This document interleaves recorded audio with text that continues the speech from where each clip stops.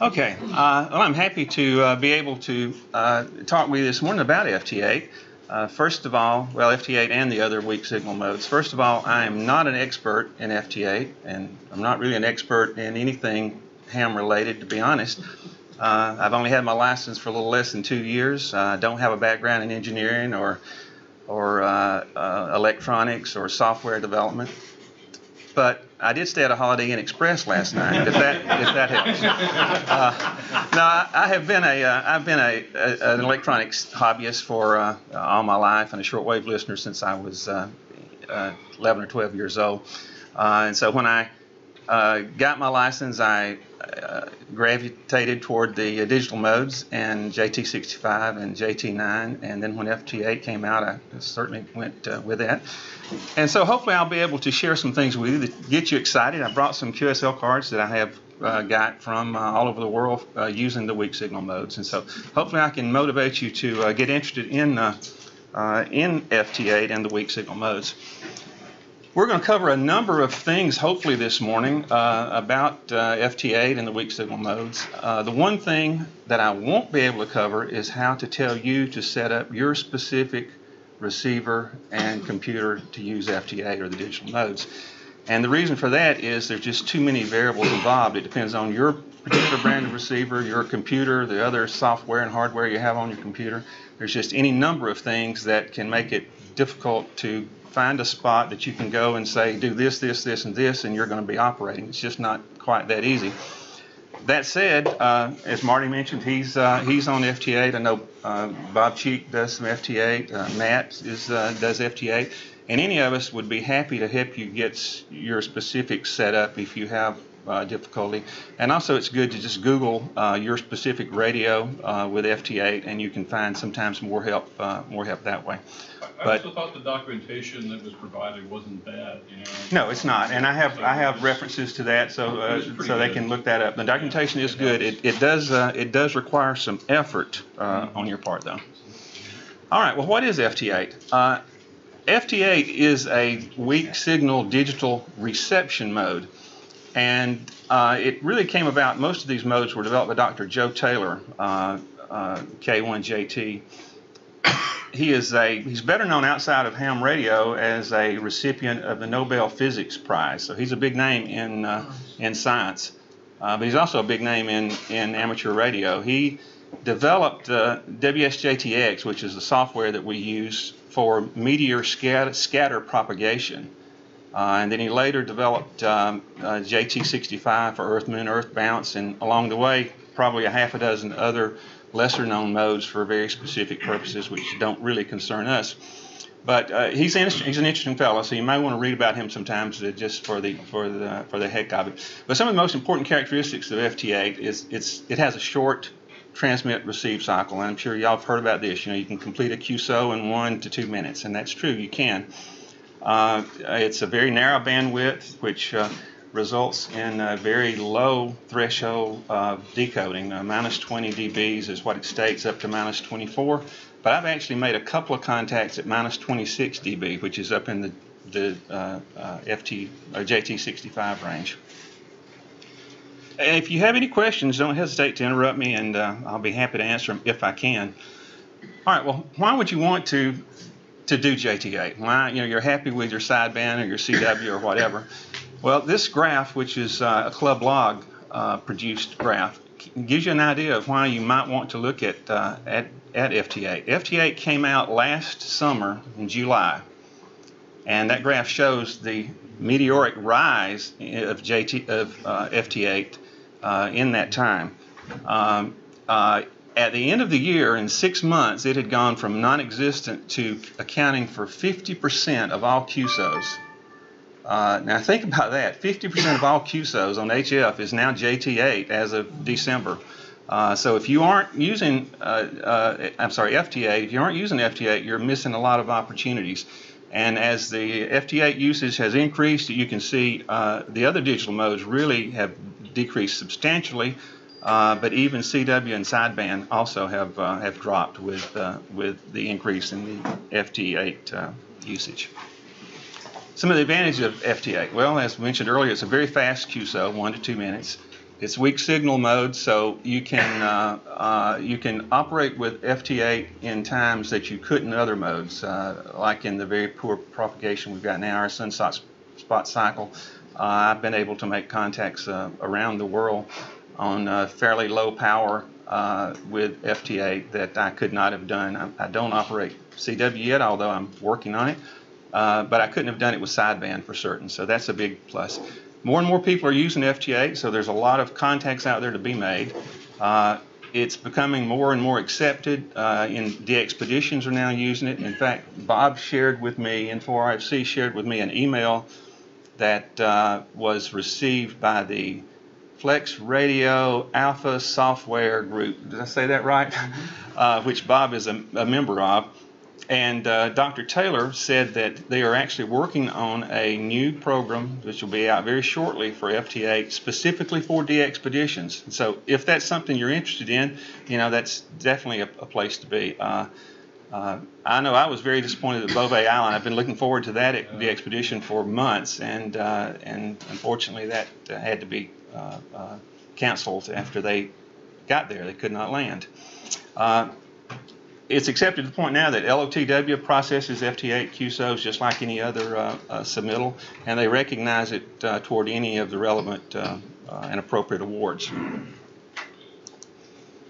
Well, like everything else, it has some disadvantages as well, and one of the disadvantages is the same reason it's an advantage. It's very fast.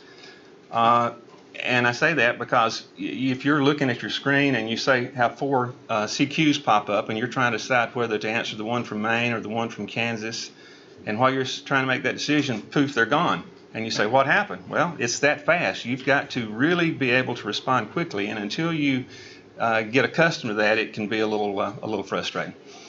Some people complain that there is a lack of personal contact with FT8. You can't carry on a conversation, and that's partially true, but on the other hand, it's no different than some of the other operations we do, such as contesting or working a pileup in a DX pileup. Basically, all you do is exchange your call sign and your signal strength, sometimes your location, and that's pretty much it. And that's basically what you do with FT8 as well. But you can carry on a conversation either within the body of the program or using an accessory program, a JT Alert, which we'll talk about in a moment. And as I mentioned earlier, setup can be a little bit intimidating and frustrating because there's so many variables involved that there's no cut and dried formula to just go to and set it up easily. All right, what does it take to operate FT8? We're to get ready for FT8. What have you got to have? Well, of course, you've got to have a radio. You've got to have a receiver. And if it has a sound card, that's all the better, because if it doesn't have a sound card, you're going to have a sound card, either Signal Link or Rig Blaster or something of that nature. Of course, you have to have a computer because it is a digital mode.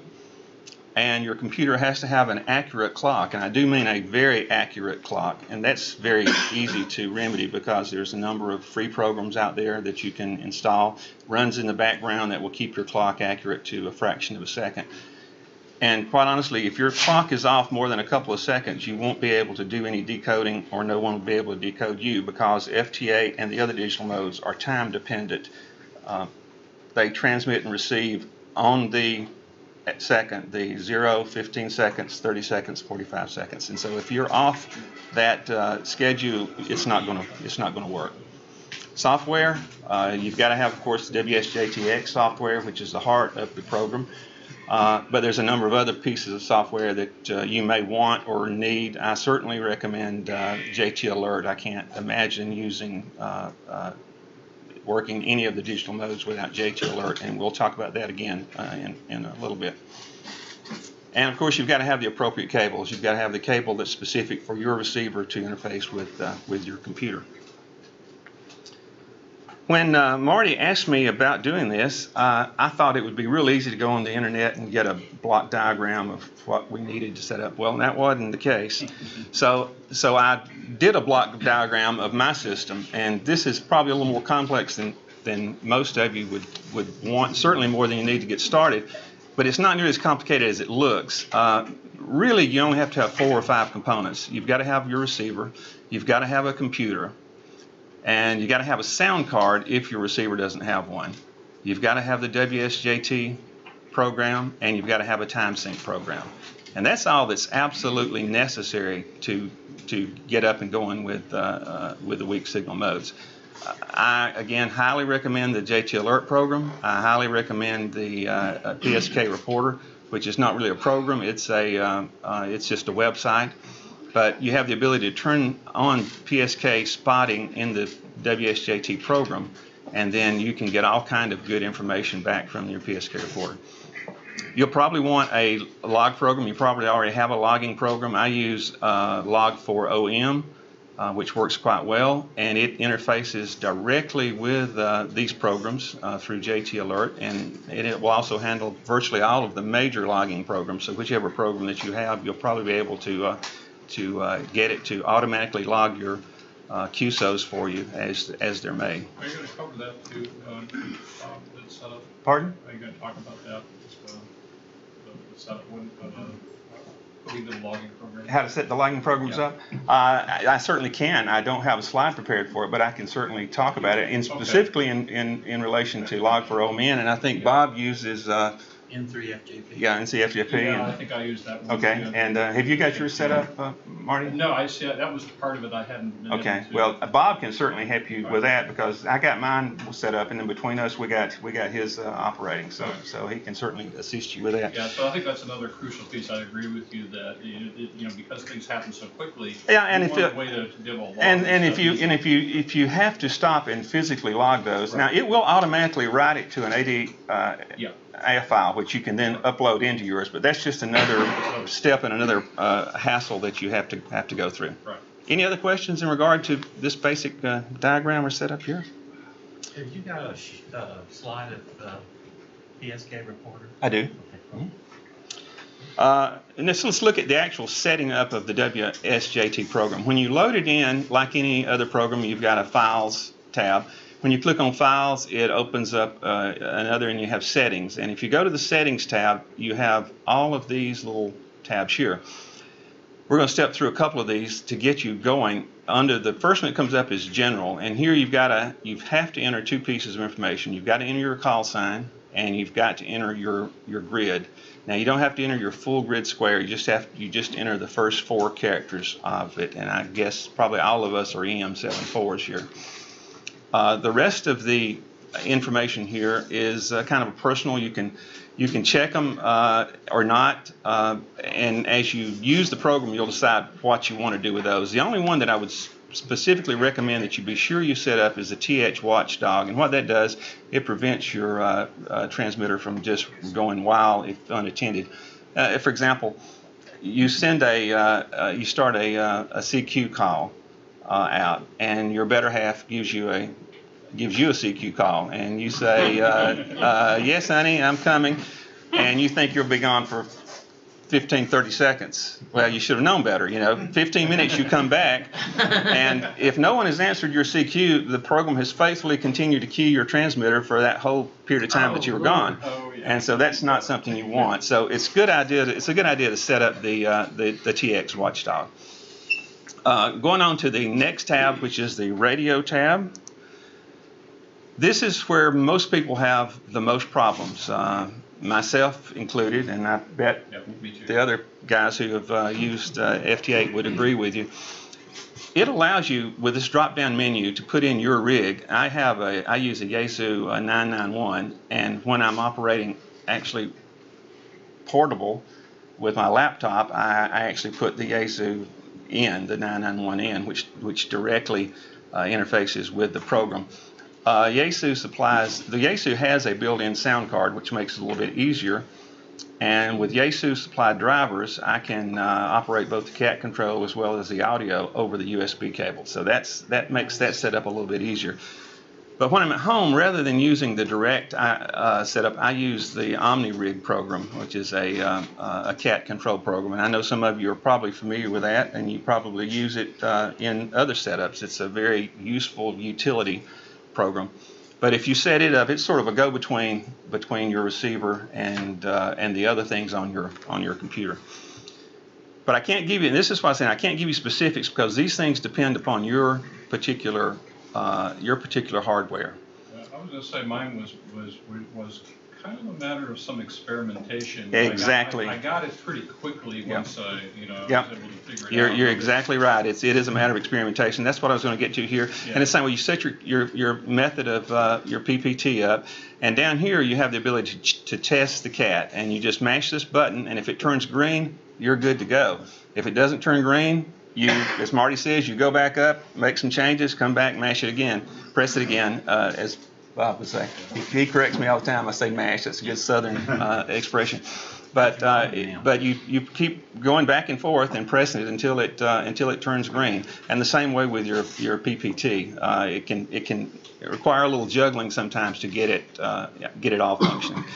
The next one we'll look at is the audio tab, and here in my case it comes up as USB audio codec. As I said, that is supplied through the drivers with Yaesu.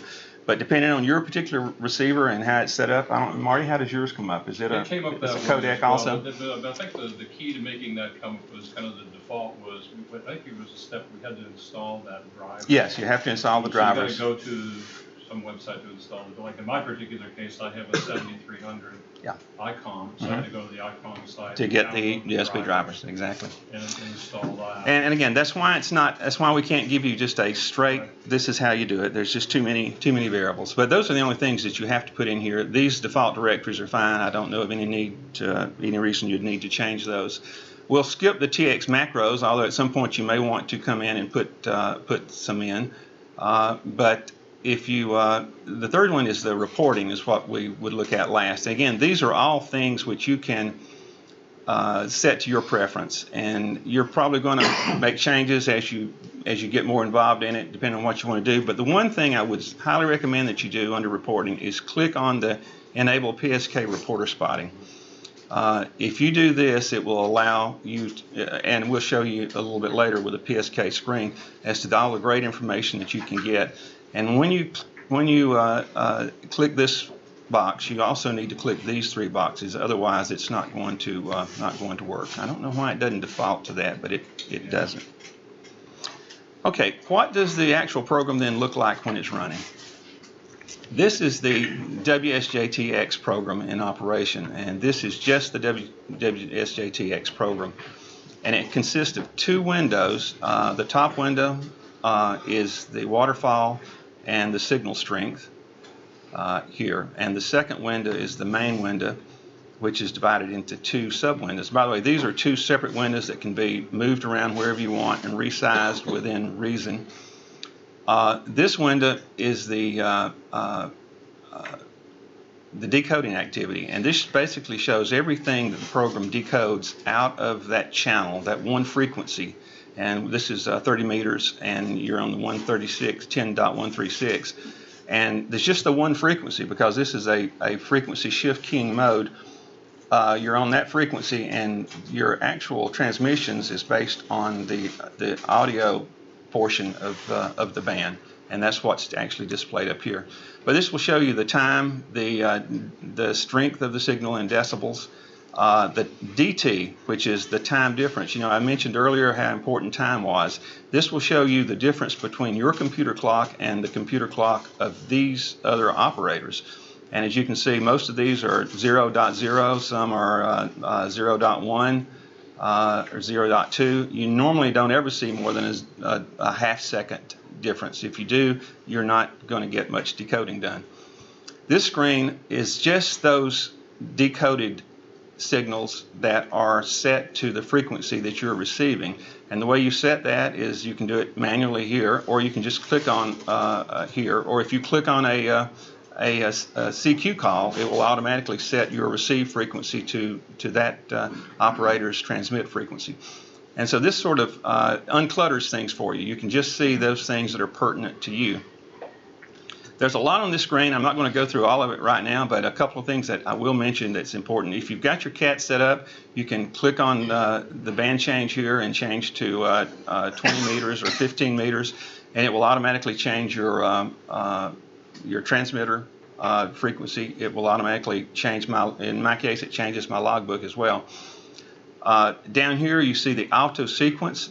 box. Now that is very important, and you only have this. First of all, in most cases, everything that we're talking about FT8 is pertinent to JT65 and JT9 as well. But this is one thing that is different, this auto sequence. With JT65 and JT9, you have to manually click each message that you want to send. But you've got plenty of time to do it. It's a minute of transmission. With FT8, you've got 15 seconds. And so Dr. Taylor put this little box in, auto sequencing. So what this allows you to do, and I'll go through real quickly, here is an actual CQ that I did for this purpose of this program. I saw K3ARB was calling CQ. And so I answered him with my locator. And basically all I did to answer him was just click. I just double clicked on his call sign. And instantly when I double clicked on his call sign, the program automatically then sends my call sign, his call sign, and my locator. Well, he answered my call and he replies with call signs and my signal strength. And then I roger that and return his signal strength. And then he acknowledges with an RRR, and then we exchange 73s, and the QSO is over. It took a minute and a half. Now, what you're going to encounter sometimes, the last 73 is, quote, technically not required, but it is customary, and I would highly recommend to always do it. I do, and most other, probably 90% of other operators do as well. Sometimes you'll see some that will just give you an R73. Basically acknowledging they roger you and give you 73, and if that's the case, don't expect another 73. And I really prefer that. If you aren't going to send that second 73, at least give me the R73. But some, particularly a lot of foreign stations, will just do an RRR and they don't ever send you the 73. And as a result, you don't know whether you really had a complete QSO or not. And some operators, if you don't send that last 73, they're not going to log you. It doesn't matter whether it was a good QSO or not. If you don't complete the exchange, they're not going to log you. So I would recommend always doing that second final 73. As I said, there's a lot of activity on this screen, and once you get familiar with it, it's not nearly as bad as it looks. It's scary at first, but you learn fast. Yeah, you do learn fast, yeah. I think one point is you click on his CQ call. The CQs are in green. Mm-hmm. Yeah. You double click on him. It sends to him. It looks at his reply and yeah, it answers. You don't have to enter anything. You don't have to enter anything, and that's where the misconception comes about sometimes. And I think Bob Chambers the other day said, well, I understand, you can just set it up and you don't have to do anything. Well, that's not exactly true. It is true that it's automatic for that one QSO, but it will not go back out and hunt you another contact. You've got to be at the computer and you've got to select your contacts. It will facilitate that QSO for you, though.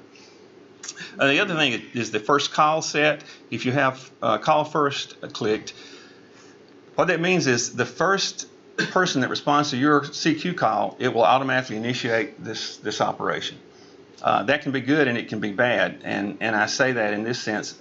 Sometimes, like up here, I was sending out CQs and nobody was answering me. Sometimes you'll send out 5, 6, 7 CQs with no answer, and then wham, you have 3 that respond to you at the same time.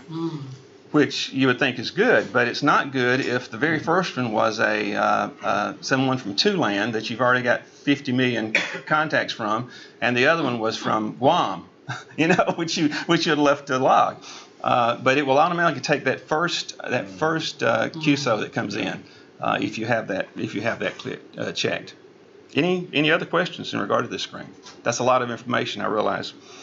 Yeah, in fact, that's probably, that was a good example, because that's a good reason sometimes not to use auto sequence. It is. If you're aware that there's a country or contact that you'd really like to make, I turn the call first off so I can be discerning about who I take.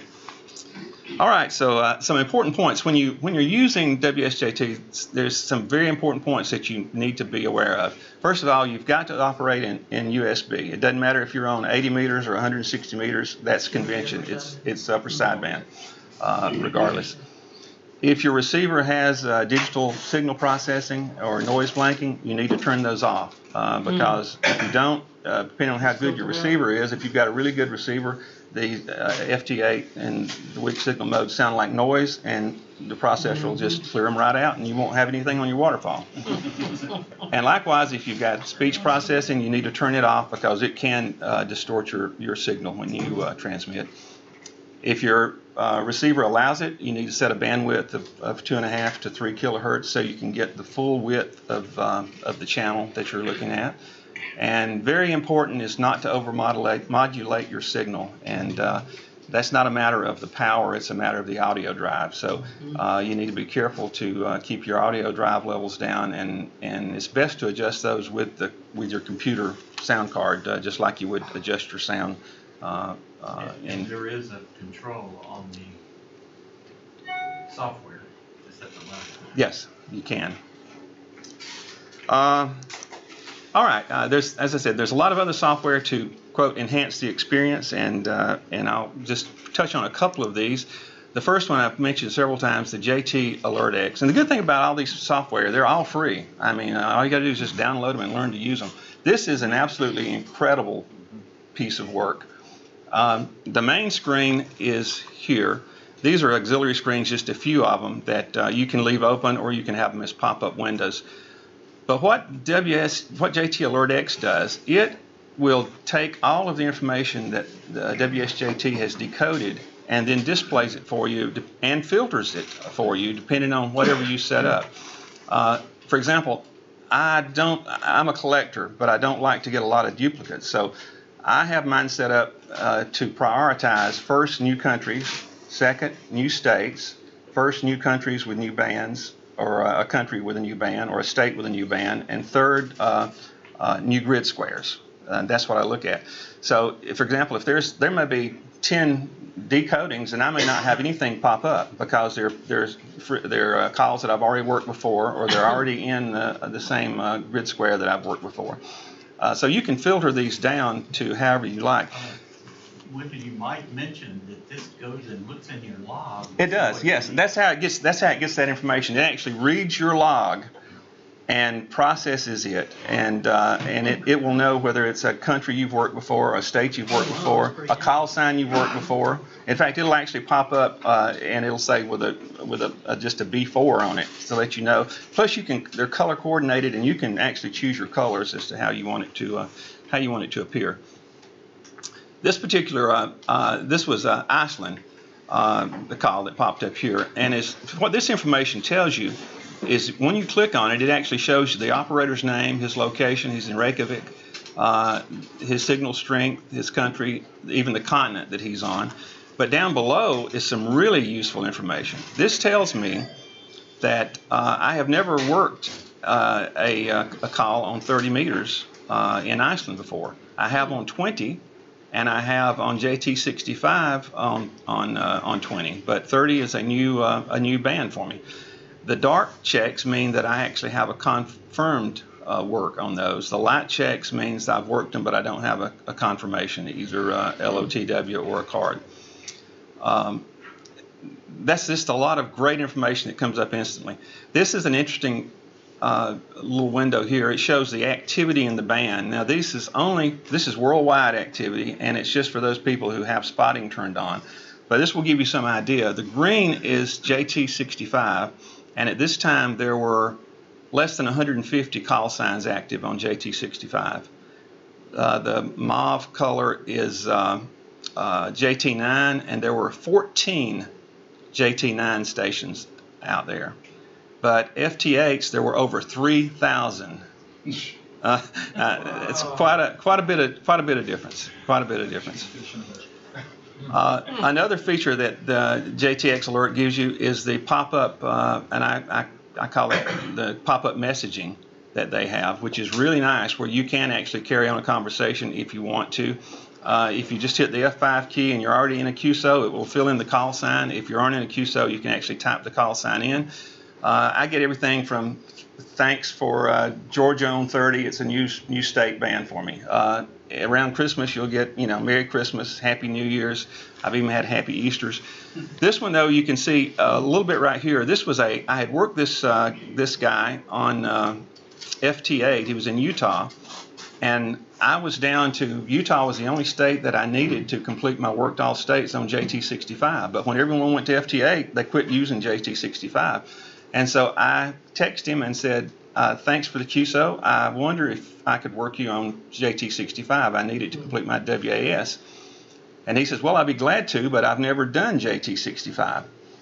And so literally we carried on a conversation back and forth. I explained to him how to do it, and we completed the QSO, and I got my WAS on JT65. I still lack 7 states on JT9. I doubt I'll ever get them because nobody's using it anymore. But you know, never say never. Don't give up hope. Do you know if FT8 will be in a mode used during field day at this point? I was wondering the same. Well, I can't. I suspect it's going to, just because of the popularity. It can be. You know, I completed last field day 1 JT65 QSO. It's the problem. The problem, Tom, is that there's no convention for it yet. And as more and more people get involved with it, hopefully there will become a convention. The problem? Yeah, with the exchange. Yeah, there's not a convention for the exchange. That's the problem with JT65. I did complete 1 last year on field day, and I would hope that it does become a means of, because you can sure add a lot of. Yes, Steve. It was not a mode in the winter field. For this year, it was not a mode. No. It was not. Yeah. It was not at least. Yeah, FT8 not yet. it wasn't. Yeah. Okay. Bob had asked about, well, first of all, I'll give you I passed the screen while we're talking. This is my basic layout that I have of my screen. This is the WSJT program. This is the waterfall. This is the JT Alert. And this is my logging program, the Log for Old Man. And I alternate between that setup and this one, which has the PSK reporter in the corner. And whichever one I don't have in the corner, I have on my second monitor. I generally have the other layout. But that gives you everything you need right in one little spot. All right, PSK reporter. How many of you are familiar with PSK reporter? Yeah, just several here. Okay, great. It's something you really need to learn about. It is one of the most valuable resources I have found. This is 80 meters around 11 o'clock, I believe, at night. I can't see exactly what the UTC is there. But basically what this shows is each one of these little balloons shows a station who is receiving me on 80 meters. And as you can see, I've totally saturated the East Coast. I've got a good number here on the West Coast. And I'm going to enlarge this a little bit here where you can see better. If you look at, I thought I could get with this. Oh, there we go. If you click on one of these little balloons, it pulls up, it shows you the call sign of the person who's receiving you and his grid square. It shows the signal strength that he's receiving it. So this was in Utah, I believe, and I was coming in at minus 17 dB on 80, which is a pretty respectable strength that you can certainly work a station without any problems there. But what this allows you to do is to evaluate whether or not you've got enough power or if you've got too much power. If I had looked at this and it showed that I was coming in at a plus 3 dB on the West Coast, I said, whoa, I need to turn my power down. I'm way too high. But on the other hand, if you aren't getting anything on the West Coast, you may want to bump your power up a little bit to be able to reach those. But one of the things that you can do is you can put in this case, I have on 80 meters show signals sent by the call sign N4VLK using FT8 over the last 15 minutes. And you can set it from 15 minutes to 24 hours. You can set it for all modes or just one specific mode. You can set, if you wanted to see all call signs received by a particular call sign, you can do that. And all you got to do is just click that one little box in WSJTX and everything else is done for you. You just go to the website for PSK Reporter. You have to set an account up, which is free, and all you got to do is put your call sign in. I think part of it is you've got to confirm that you are a ham to use it. But I highly, highly recommend that you utilize JTA. I'm sorry, PSK Reporter. This is this shows you, this was early morning on 40 meters. And one of the interesting things, it shows you the gray line. And that can be very useful when you're trying to decide if you're looking to reach a certain country. It helps you determine what the best band to use. And something else that PSK Reporter is useful for, if you want to compare antennas, if you've got two antennas connected, you can transmit with one for a few minutes and then use the other one and see what your signal strength comparison is. And you can actually see what your pattern is as to how good your antenna is. One night I sat there on 20 waiting for the gray line to pass Japan, watching this thing. When I saw it, they were starting to hear me, then I started working. You can do that. And I tell you something else that I have used it for. I have done what I call a cold call. I was looking at the PSK Reporter and I saw a little blip in the South Pacific. And I clicked on it and it was Fiji. And he was getting me at like minus 19 dBs. And I said, oh, well, I'm going to try to see if, I know he's receiving me. So I sent out a call specifically with his call sign for him. And I didn't get a reply. And so I upped my power a little bit, sent a second one. I had to do that about 3 times. And I got the response, and I've got the QSL card over here to prove it. But that was one, he wasn't even showing up on my waterfall. But because I wasn't receiving him, but he was receiving me.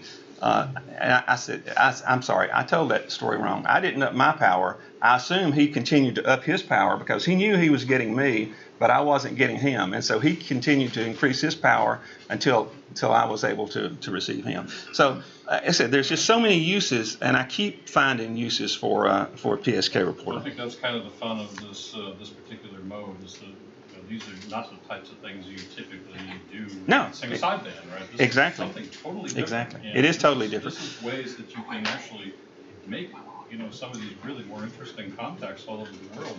And that's why I brought some of my QSL cards to hopefully inspire people to get involved not only in FT8 but also in card collecting. I love to collect cards. As I said, I collect. I've got 50-year-old shortwave listening cards that I had. All right. This is one of the biggest misunderstandings about weak signal modes, and you can find all kind of controversy on this. All you got to do is log on and do a Google for one of the forums for digital modes or low power weak signal modes and power. And some will say, oh no, you should never use more than 10 watts on the. But that's not true. That wasn't what Dr. Taylor developed this for. It is a weak signal reception mode. And that means that you are able to receive a weak signal. It has nothing to do with how much power is necessary at the other end to get a weak signal to you. If you're using EME, you might have to have, it says some use 1,500 watts. On the other hand, you might be able to work the world on just a few watts. I've made contacts in Africa with 5 watts. Wow. If the propagation is good. But it depends on your antenna and the other person at the other end's antenna and their location and your location. The general rule is with the weak signal modes is the same rule as it is with all other modes. Use the least amount of power that's necessary to make the contact. And if that's 5 watts, that's great. If it's 100 watts, that's great. If you're working Alaska on 80, you may need 300 watts. But you need to use common courtesy and good ham ethics. If I have to increase my power above 30 watts or so, I will try to seek out a portion of the waterfall where there's no one else around, because I don't want to wipe out the guy who's 3 states over that's has a signal right next to mine. So you just use common sense and courtesy. But the fact that you have to use just a few watts, that's not true. Another good example, one morning I saw a VU pop up on JT Alert India, and he was calling CQ North America, and so I answered him. Nothing. I was at like 30 watts, so I bumped up to 50 watts, nothing. I bumped up to 100 watts, moved to another section of the waterfall, 100 watts, nothing. He kept calling CQ North America. And so I finally got up to 300 watts. That's the most I've ever used on FT8. And he answered me. We completed the QSO, and then he texted me on the text feature and thanked me for the contact and asked if I would spot him. He said, I've been trying to work North America, but I'm not getting any callbacks. And I didn't tell him, but the reason why is because people were trying to call him back on 30 or 40 watts, and the propagation just wasn't such that he was getting us in India. What was his transmit power? Pardon? What was his transmit power? Did he tell you? No, he did not tell me. He sent a QSO, but I don't think it's on the QSL card. I don't think it's on the QSL card. I have no idea. I did pull up his QRZ page though, and he's got quite a formidable antenna system. So I'm sure he's capable of operating at full power if necessary. But my point is, just use common sense and courtesy. But don't think you're limited to 10 watts of power with the weak signal modes. They are weak signal reception modes, not weak signal transmission modes. How effective are the modes? Okay, in the past 13 months working the weak signals, I've got 1,600 FT8 QSOs, 700 JT65s, and 130 FT9s. I've got my worked all states with FT8, JT65, and I need 7 on JT9, and those are all LOTW confirmed. I've worked a lot more than those. That's just the ones that are confirmed. I completed my DXCC mixed, 57 on sideband, and the remainder are on digital. And again, those were all confirmed. So it works, folks. You can get out with them. Hopefully we'll get this uploaded and this will be available for you. But these are resources that we've talked about, both where you can get the programs. QST Magazine had several good articles recently. October, Dr. Taylor did an article which was very good, which I recommend you read. In November, he did the second part, and it is way too technical. It's more than any of us probably need. If you're interested in reading it, you can. But I don't think you'll find it very useful for your operation. But there was another article in January of this year, Join the JT8 Revolution, and it was an excellent article on how to. It's a good beginning article, how to get set up. As Marty mentioned, the Operator's Guide and the User's Guide, these are wonderful resources. They're located on Dr. Taylor's website, which is at Princeton. They're fairly long and they're fairly detailed. They're not really real easy reading, but I highly recommend them if you're going to be doing the mode. All right, well, where do we go from here? Go out and download some software and get it set up and make some QSOs and have fun. So, any other questions? I was going to say one of the other things that, which I think you really kind of alluded to or brought up is, and this is the way I've tried to use it too, is to start out with the lowest power. I usually start out somewhere around 10 watts. Mm-hmm. And then if I'm making QSOs, I don't. Yeah, you don't need to change. You said that there was one, I think it was in France or something, right? Mm-hmm. This guy keeps calling CQ, right? And nobody was answering him, and I'm running 10 watts, so I just bumped it up to 30. I didn't get anything. I bumped it up to like 60. Yeah. And I was able to. Exactly. So it is. It's not that situated. It's really, as Wendell says, it's really for low signal strength receiving. It's not. It has nothing to do about your transmit power. You can use transmit power. Sometimes you only do that when you're trying to complete a. If you don't have anything to do, sometimes just go and read some of the forums. Though you wouldn't believe. I mean, it's not just discussion. They get some pretty heated arguments over power with the weak signal modes. But, another question I think that people probably, and at least that I have too, is that I believe your transmit and receive frequencies do not have to be the same. That is I didn't talk about that, but yeah, operating split frequency, operating split is very useful, particularly if you've got a country or a contact that everyone's wanting to get, and everyone's transmitting back on his frequency, and he's not going to hear you. And that's the great thing about these digital modes. You don't have to transmit back on his frequency. If you put his call sign in, it's going to pop up no matter where in the channel that frequency you're on. And so by operating split, you can often make the contact when others don't. And you can split by hitting control and then clicking on in the waterfall where you want to be. Yeah, very easy to do by using control or alternate. You can either change or transmit or receive or both. Yes? When you're changing the split, is it coordinated through the internet? Is that how he knows where to listen to? No, the program, the WSJT program itself, decodes everything. Okay. And it only pulls up and shows in his window if it has his Within that with his call sign. If his call sign is decoded, he will see it. Got it. So it's almost like it's pulling in like a band scope. Exactly. It pulls in the entire channel. That's why you open up to the 3 kilohertz. Exactly. Right. Otherwise, you don't get It's an audio channel, so everything is on the same. Think of it as the same carrier frequency. Yeah. But then there's the bandwidth of the channel. So individual stations are within certain little narrow pieces of the audio band. Yeah. So if he's center band, you can go 1.5 out. Yes. Right. And you can really get it on the edge almost. Right. Okay. Cool. But all of these modes are frequency shift keying modes, and so you never change your frequency that you're transmitting on, and they're conventional, and these aren't quote official, but they're conventional frequencies that you're going to look for on each band for the JT8, and the FT65 is right next to it. If you use the cap control and software, it'll automatically. It does it for you automatically. You don't have to worry about that. Anyway, yeah. Where you're supposed to be. The other thing I think that's interesting about the mode, and this is probably when if you like you said, I think in the second article, I believe Joe Taylor's article, I think it had a bit more information about how the mode actually works. Yeah, it gets a little more technical, and it is interesting because of the fact that the reason that you can do one of these QSOs is that it uses something called forward error correction. So if that's something you're kind of interested in trying to figure out, there are lots of Wikipedia pages. There's a lot of stuff out there that explains forward error correction. It's extremely mathematical, so be prepared. It is very mathematical in the article. The cursory kind of that is a question on the exams though. Is the forward error correction. So.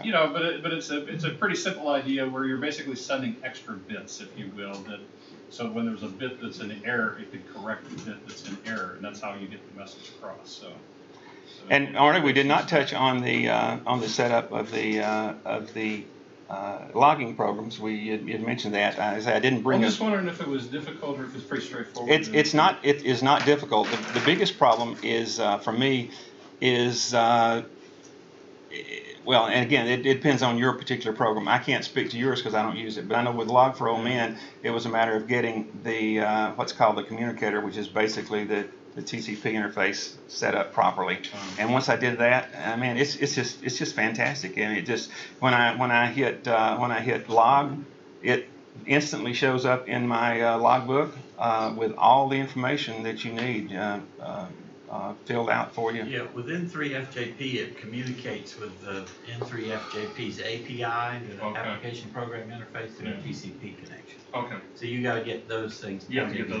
And that can take a little fooling around. That's a little fooling around stuff too. But you can set it up to log into all the log programs, right? So log into the world QSL, so that you're in both of them. Yeah. Mine uploads automatically to LOTW and EQSL. Not everybody uses every single one. No. You just set up your log whatever your logging program is set up for. It'll upload those for you. 15 years I've been licensed. I never worried much about trying QSL cards and logging and all that. DXCC, worked all states. We even have worked all counties in the state of Georgia. It'd be nice to see a presentation on the different type of awards sometime. Well, I'm fortunate in a sense. I didn't get my license, as I said, it hasn't been quite 2 years now. But I am an avid collector. I always have been in my life. I collect coins, I collect stamps, I collect gemstones, I collect pottery. I mean, you name it, I collect QSL cards. I had shortwave listing QL cards. I got a whole book of those from 50 years ago. And so, to me, there was never even a thought that I wasn't going to be collecting QSL cards, and I'm going to collect awards. And it's not because I have some type of egotistical thing that it's just a matter of collecting. I just like to collect. Yeah. Outside of Aries, I've just, the rest of it's just been kind of casual. If it happens, it happens. Well, the thing about with the QSL cards is often it's the little notes that you get. You get some, like I had a QSO with a Venezuelan a doctor, and I basically asked, how are things? I know it's pretty tough in Venezuela, and he wrote me back a whole letter, about their situation in Venezuela. That's the kind of thing you can't. I don't know any other hobby that you can get that type of thing with. Yeah. The other thing I think I found too was that the foreign stations are more likely to want to paper QSL than, Yes. than people in the U.S. have gotten lazy with some of that. They just want to QSL or something, right? They don't want to send a card anymore. But the foreign stations, they appreciate getting a card. And you'll find some. I have VT8 LP Bob in the Falkland Islands, and he may be the only operator in the Falkland Islands. I'm not sure. Everyone I've ever talked with that's worked off Falklands, that's who they've worked. But he does not do any QSL except direct. That's the only way. If you want a card, you're going to have to send him a card.